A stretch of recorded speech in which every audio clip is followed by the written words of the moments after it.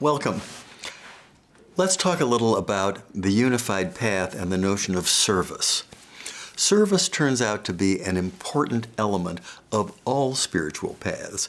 It has been, since the beginning of time, an important component of both religious and non-religious traditions in an effort to help the traveler understand, explore, and know the true. But service is a component that is all too often mischaracterized as something that is either trivial or is done somehow with a focus on selfish motives. And that's largely inexact and untrue.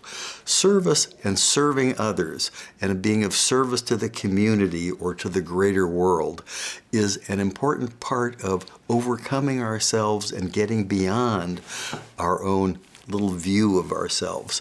Service helps us erode the ego. Service helps us engage in that which is real, not just in our own little world and in our own imaginations. But service has to be real. It has to be something that fits the other criteria of the spiritual path, which is to say it has to be done intentionally, it has to be done mindfully, and it has to be done with presence. Otherwise, it's simply one more activity, one trivial distraction among others.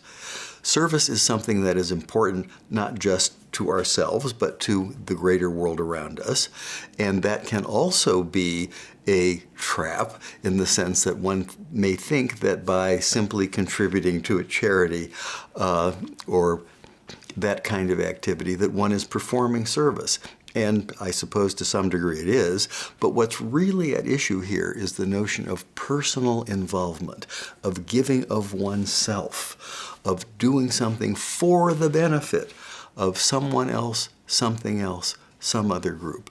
And in doing so, one necessarily transcends the boundary of one's own ego and employs the power of the universe to help oneself and the objective of our activities. This is all too often misunderstood or thought of as being ancillary or sometimes irrelevant to the spiritual life. And in my own case, for a long time, I was part of a spiritual group that was extremely intellectual. And at one point, someone raised the notion of maybe we should be involved in some kind of service. And I remember the objection to that was, no, we're a path of knowledge, not a path of service. We're about knowledge. Well, it turns out that that personal knowledge was the one thing that path actually didn't have.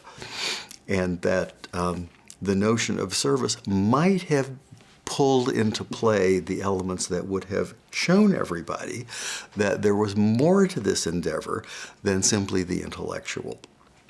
So that's maybe an overstatement, but is an example of what can happen if you emphasize one aspect of the path at the expense of another. And service is an aspect that is all too overlooked and can be combined with many other aspects of the path, such as ritual, such as devotion, and certainly such as knowledge and teaching.